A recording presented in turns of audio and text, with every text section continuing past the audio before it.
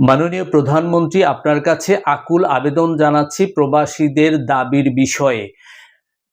দীর্ঘ ১৬ বছর এক স্বৈরাচার ক্ষমতায় ছিল এবং তারপরে অন্তর্বর্তীকালীন সরকার ক্ষমতায় এসে তারা প্রবাসীদের জন্য কোনো কিছুই করে যায় নাই।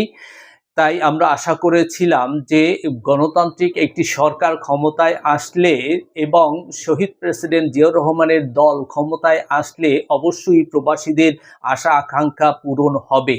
সেই হিসেবে যেহেতু শহীদ প্রেসিডেন্ট জিয়াউর রহমানই প্রথম বিদেশে এই শ্রমিক রপ্তানি শুরু করেছেন, তাই এই প্রবাসীদের দুঃখ দুর্দশা কষ্টের কথা একমাত্র বিএনপিরই বোঝা উচিত এবং বিএনপি বুঝে।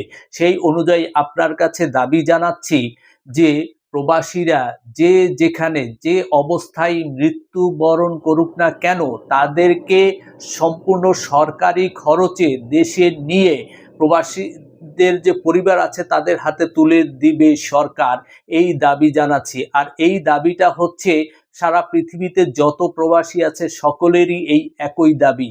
যেহেতু দেশটাকে বাঁচিয়ে রাখে এই প্রবাসীরা এবং দেশের মানসম্মান টিকিয়ে রাখে প্রবাসীরা, সরকারের হাতকে শক্তিশালী করে এই প্রবাসীরা, সেই প্রবাসীরা মৃত্যুর পরেও কি এতটুকু মর্যাদা পেতে পারে না রাষ্ট্রের কাছ থেকে?